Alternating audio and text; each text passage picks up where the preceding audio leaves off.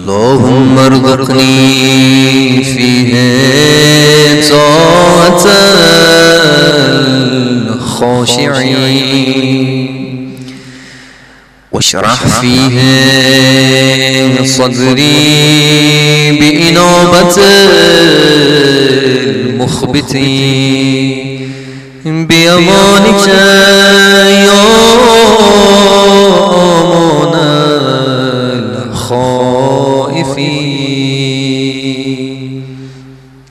اے معبود، آج کے دن مجھے خوف والوں کی ایسی عبادت نصیب کر اور اس میں دلدادہ لوگوں ایسی بازگشت کے لیے میرا سینہ کھول دے اپنی پناہ کے ساتھ، اے خوف زدوں کی پناہ۔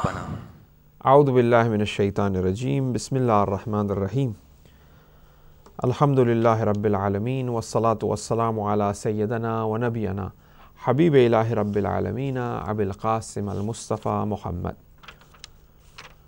وآلہ الطیبین الطاہرین المعصومین المظلومین سیما بقیت اللہ العظم بقیت اللہ خیر لکم ان کنتم مؤمنین ولعنت الدائم علی اعدائهم اجمعین من الان الى قیام یوم الدین. اما بعد، بسم اللہ الرحمن الرحیم. The dua of the 15th day of the month of Ramadan. Allahumma arzuqni fi ta'atil khashi'in washrah fi sadri bi'inabatil mukhbitin bi'amanika ya amanal khaifin. A very beautiful dua for the 15th day, and at the same time I give my greetings and my mubarak to all of my viewers, to all of the mu'mineen and mu'minat, to all of the Muslimin and Muslimat on this special occasion of the birth of Imam Hassan alayhi salam, Imam Hassan al-Mushtaba, the oldest son of Amirul Mu'mineen. Indeed, a very blessed day. It becomes Noor ala Noor, that when you are fasting and at the same time you've been provided with this good news of the birth of the first son of Amirul Mu'mineen and also the second Imam of ours. Greetings and felicitations. On this day, there's a lot of fascinating phenomena has been discussed. Number one, the reality of khushu. What is khushu? They say, Allahumma arzuqni fi ta'atil khashi'in. Oh Allah, provide me with the type of obedience of those who are khashi'in. You know, what is khushu? We always hear about khushu. What is khushu? We are seeking Allah subhanahu wa ta'ala. We want to be obedient to you. What type of obedience we want this to be? The type of obedience of those who are khashi'in, you know, that type of obedience, right? So we'll talk a little bit about what is khushu.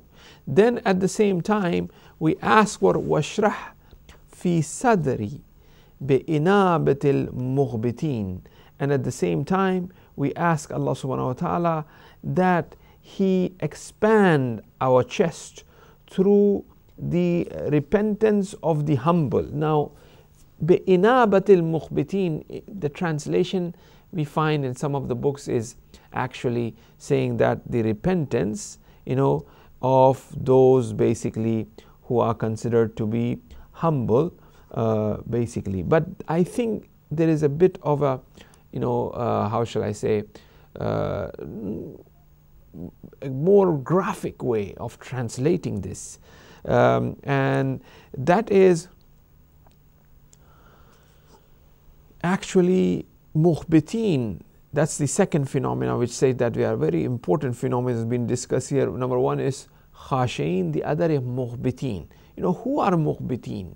What type of sort of sadr, what type of repentance, what type of heart sort of we are really talking about here.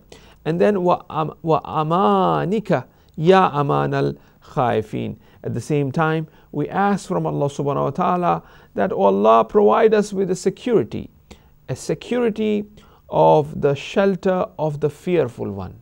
You know, those who are fearful, you know, how they are sheltered, how they are given security. They, you know, when somebody is very fearful, you make sure that you you make sure that you provide full support, that this person believes that yes, this person really trusts you. When somebody is really scared, very fearful, you do an extra, to really protect, to show your protection.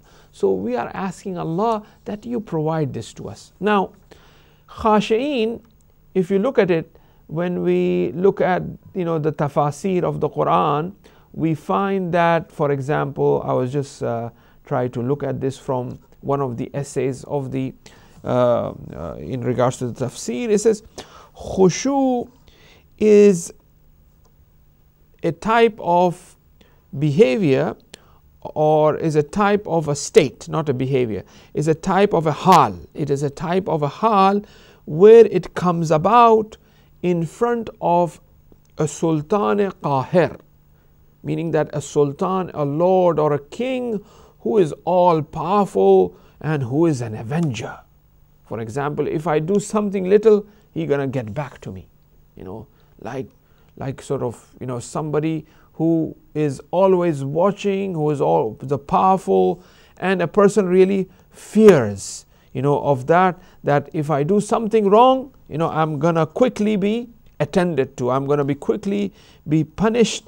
And this happens in such a way that it affects my speech, it affects my thoughts, it affects my whole body. That's why we find in Surah Taha in the Quran, we say وَخَشْيَتِ الْأَصْوَاتُ لِلرَّحْمَنِ. وَخَشْيَتِ الْأَصْوَاتِ, meaning that even the speech, the aswat, the voices becomes khashih. It reflects that automatically something happens naturally, and this is something that God have to provide us. It is the most beautiful state. Like those people who become truly sort of khashih, somebody who truly becomes sort of humble, have this state of khushu in them. There's no exact translation of it. If I translate it as humbleness, there's tawadu. Humble means to be tawadu, to be mutawadi. But what does khushu mean? Fearful. Well, it is not really being fearful. Afraid. It's not really that.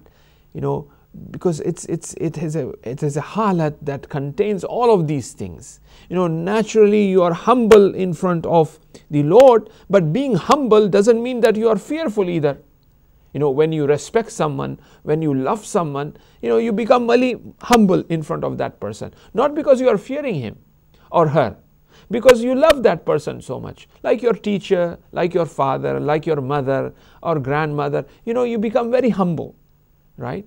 This doesn't mean that you are afraid of this person. This person is very old, but you are very humble, right? So khushu is something not really being humble, not really being fearful. It is a halat that contains all of these things. And the person who becomes khasheh, there are certain signs of it. If this halat comes in us, we will be so blissful. Number one, the first sign that a person could have when he becomes khashih is muraqibah. Wa amma alamatul khashih fa'arba. Rasulullah sallallahu alaihi wasallam says that the alamat of khashih are arba, 4. Muraqibatullah fi sarri wa alaniyati. He will be watchful of himself, whether in secret or whether he is in public. He will be remembering Allah subhanahu wa ta'ala. He will be watchful that God is watching him. He's awake all the time. وَرُكُوبُ الْجَمِيلِ, and his actions will be beautiful, will be jameel. He will do good acts. Yeah? And وَتَفَكُّرْ لِيَوْمِ الْقِيَامَةِ وَالْمُنَاجَاةَ لِلَّهِ. He will do tafakkur on the day of judgment. He will be always a khasheh person, a person who is khasheh. He will be muraqib, being watchful. He will do good acts. He will do tafakkur on the day of judgment. Wal munajat. he will be always doing najwa. Najwa means whispered prayers, not dua. Najwa, a person could be sitting and he could be whispering to God. Nobody else is listening. That is munajat, right? So he will do munajat lillah, and at nights he will do najwa with Allah subhanahu wa ta'ala. Who is this person? This person is a khashi. Now look at the result of a person who is khashi. La imana illa bi amal. There is no iman without amal. Wala amala illa bil yaqeen. There is no amal illa bil yaqeen, unless there is certainty. Wala yaqeena illa bil khushu. There will be no certainty, there will be no yaqeen, except that there is khushu. So there is no iman without amal. There is no amal without yaqeen. There is no yaqeen without khushu. See how khushu is so important for a person. وَاسْتَعِينُوا بِالصَّبْرِ وَالصَّلَاةِ. We talked about this ayah the other day about sabr and fasting. وَإِنَّهَا لَكَبِيرَةٌ إِلَّا عَلَى الْخَاشِعِينَ. This is something humongous. This is something great. For who? For those people who are khashi'een. So khushu is a قَدْ أَفْلَحَ الْمُؤْمِنُونَ الَّذِينَ هُمْ فِي صَلَاتِهِمْ خَاشِعُونَ. Certainly the mu'minun are successful. But who are the mu'minun? What are the alamat of a mu'min? Who is a true mu'min? Al-mu'min kal-jabal. Mu'min is so strong, he's like a mountain. If he asks a mountain to come, the mountain will come towards him. That is a quality of a mu'min. A true mu'min is strong like that. But who is a mu'min? Alladhina hum fi salatihim khashi'un. A mu'min is the one who is in his salat, is khashi. So we are asking, Allahumma arzuqni fi ta'at al-khashi'in. Oh Allah, provide me with a type of ita'at of khashi'in. Alladhina hum fi salatihim khashi'un. Right? Now, after that is the point of washrah fi sadri bi inabatil mughbitin. Mughbitin is a very special word. It is a halat, is a state of a camel where, for example, if he has some worms in his ears, it will lie down and the bird will come and the bird will pick this sort of worms from his ear. If the camel moves, the bird will go away and basically this camel will suffer. So this halat of surrendering, this halat of a person who completely surrenders to, like for example the bird, this halat, that camel surrendering to that bird, this halat is called mughbitin. So here we are asking Allah subhanahu wa ta'ala that, oh Allah, that He provides us with a heart of, expands us with a type of a heart which is of a mughbitin, which accepts the destiny of Allah subhanahu wa ta'ala. Right? He is like that in front of God. Right? Be amanika, and an aman, that a type of aman from Allah subhanahu wa ta'ala, and that is a type of aman where a fearful one is provided to. And as we always tend to point out to, there's an issue of khawf and raja here as well, which I'm kind of bypass that because the time will not allow us to really look into. But if a person on the 15th night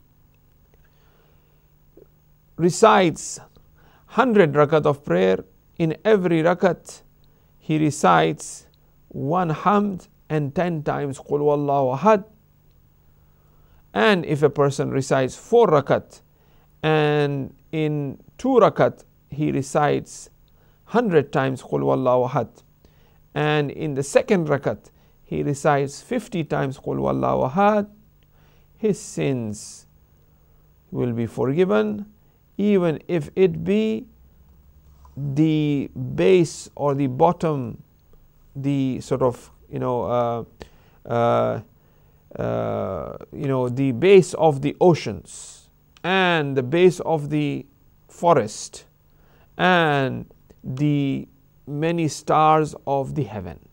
even if his sins are as many as the stars of the skies, is the base of all of the oceans and the jungles that are there and which contains this sort of sand.